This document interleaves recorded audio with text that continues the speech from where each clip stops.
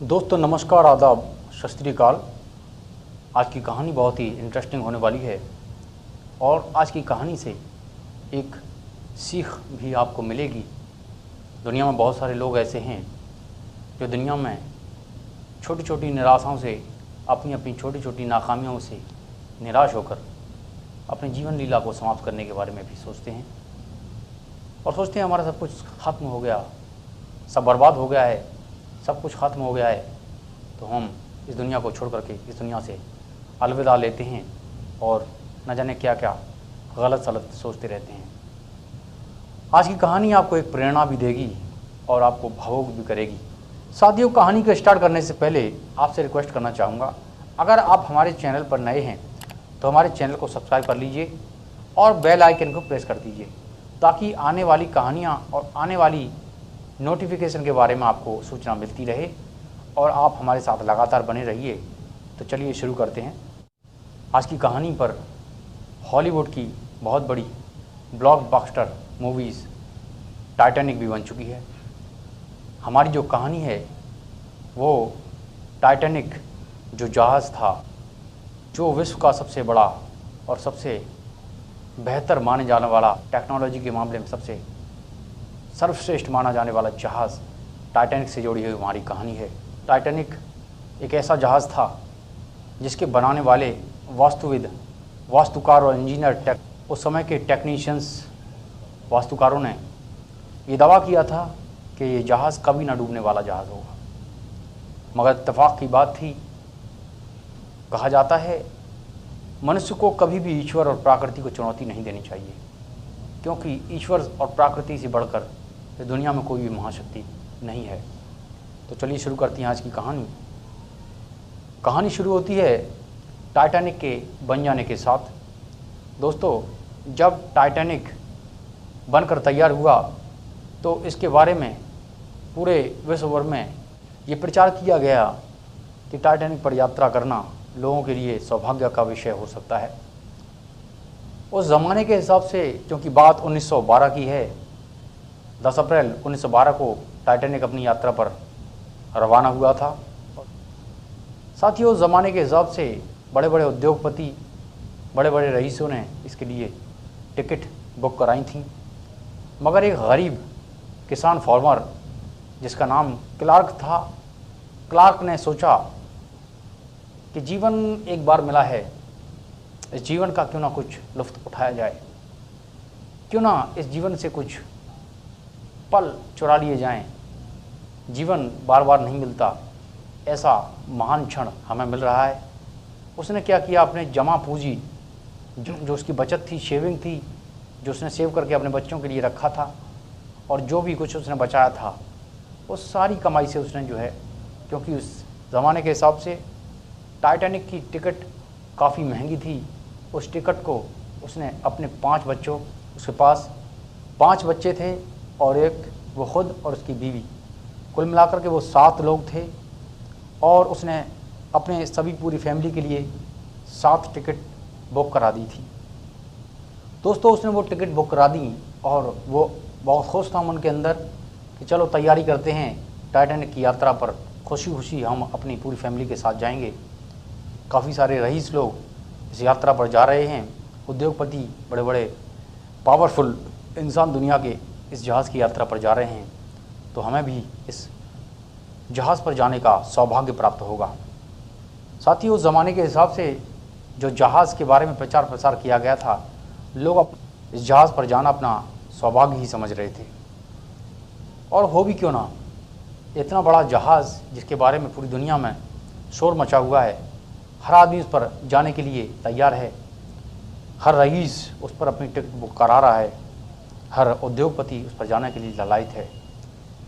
तो इसी आस में उस किसान फार्मर ने, जिसका नाम क्लार्क था, उसने भी अपनी टिकट बुक करा दी थी। सारी तैयारियां वो अपने बच्चों और बीवी के साथ कर रहा था। जहाज़ के रवाना होने से तकरीबन 5 दिन पहले क्लार्क के घर में एक पालतू कुत्ता भी था। उस कुत्ते ने उसके एक बेटे को, एक बच्चे को काट लिया। दोस्तों, उस बच्चे को काटने के बाद क्लार्क तैयारी करने लगा, बहुत दुखी हुआ।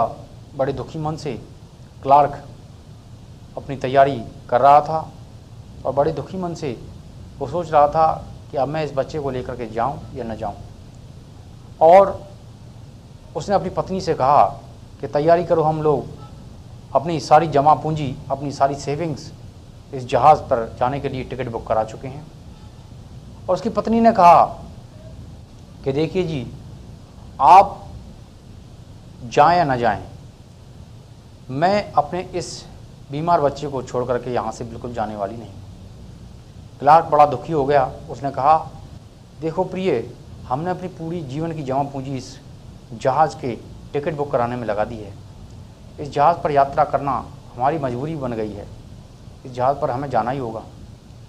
उसकी पत्नी ने कहा कि आप ऐसा कीजिए, आप बाकी के 4 बच्चों को लेकर के चले जाइए, मैं इस जहाज़ पर जाने वाली नहीं हूँ। कम से कम ऐसी अवस्था में जब हमारा बच्चा बीमार है, उसको कुत्ते ने काट लिया है, डॉक्टर ने भी उसको बेड रेस्ट करने के लिए कहा है, तो मैं ऐसी स्थिति में अपने बच्चे को छोड़ करके जाने वाली नहीं हूँ।